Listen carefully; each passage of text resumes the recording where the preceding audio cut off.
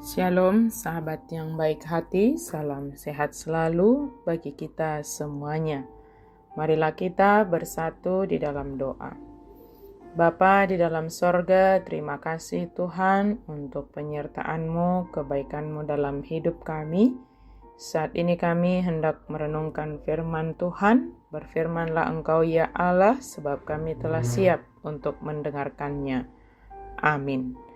Firman Tuhan bagi kita pada hari ini tertulis dalam kitab 1 Korintus 1 ayat 8. Ia juga akan meneguhkan kamu sampai kepada kesudahannya, sehingga kamu tak bercacat pada hari Tuhan kita, Yesus Kristus. Pahoton ni ido hamu rodi ujung, gabe sohasurahan diarini tuhatta, Yesus Kristusi. Allah meneguhkan kita supaya tak bercacat. Anggota jemaat Korintus memiliki seluruh karunia rohani yang mereka perlukan untuk menjalani kehidupan sebagai seorang Kristen, untuk bersaksi bagi Kristus, dan untuk melawan penyembahan berhala serta percabulan di Korintus. Namun bukannya menggunakan apa yang Allah telah berikan kepada mereka. Justru mereka memperdebatkan tentang karunia mana yang lebih penting. Sebelum menanggulangi masalah itu, Paulus menguraikan harapannya bagi jemaat Korintus. Paulus memberikan jaminan kepada orang-orang percaya ini bahwa Allah akan menganggap mereka tak bercacat ketika Kristus datang kembali.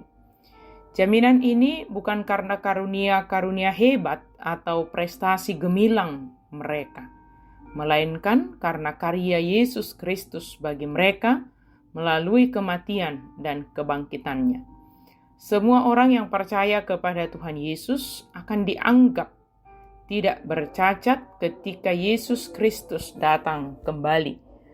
Pergumulan, kesulitan, dan kegagalan saat ini bukanlah akhir dari segalanya. Ingatlah, selalu akan ada gambar besar dari seluruh kehidupan ini. Jika kita memiliki iman kepada Kristus, sekalipun lemah, kita sudah dan akan diselamatkan. Allah yang meneguhkan orang percaya sampai pada kesudahannya. Sebab tanpa peneguhan dari Allah dalam Yesus Kristus, kita tidak akan mampu menghadapi segala macam pergumulan dalam kehidupan ini. Sebagaimana yang dihadapi oleh jemaat Korintus, bukanlah karena kekurangan atau penderitaan, justru karena karunia yang ada pada mereka, sehingga mereka memperdebatkan apa karunia yang paling penting dan yang paling berguna. Sementara kita mengetahui sumber karunia itu adalah dari Tuhan. Dan tentunya karunia diberikan bertujuan untuk saling melengkapi satu sama lain. Tidak ada karunia yang satu lebih penting dari karunia yang lain. Semua karunia yang diberikan Tuhan tentu berguna untuk memajukan pertumbuhan jemaat Korintus, dan karunia itu untuk saling menopang satu sama lain. Karunia yang dianugerahkan Tuhan bagi setiap orang berguna untuk menjadi berkat bagi diri sendiri dan juga bagi sesama, terlebih jika semua bersama-sama menggunakannya di jalan yang benar. Tuhan Yesus yang akan meneguhkan umatnya dalam memakai setiap karunia yang ada padanya. Jikalaupun tidak sempurna, Yesus Kristus yang akan menyempurnakan kita sesuai dengan kasih karunia-Nya. Dengan demikian, pada kedatangan Yesus kelak, kita sebagai orang yang percaya kepada Yesus Kristus, yang senantiasa mempertanggungjawabkan karunia yang ada pada kita, akan didapati sebagai orang yang tak bercacat di hadapan Tuhan.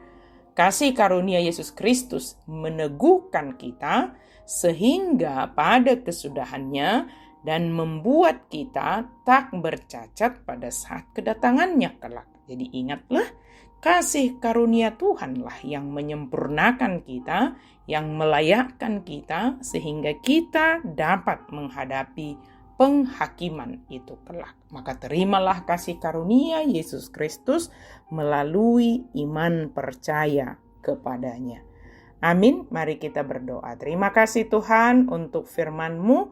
Kami bersyukur Tuhan atas kasih karunia yang Kau berikan kepada kami. Engkau meneguhkan kami Tuhan dalam melakukan, menunjukkan setiap karunia kami masing-masing. Dan saatnya ketika kami akan menghadapi hari Tuhan kelak, kedatangan Yesus kedua kali, kami didapati tak bercacat sebab kasih karunia Tuhan yang menyempurnakan kami. Dalam nama Yesus kami berdoa dan bersyukur. Amin.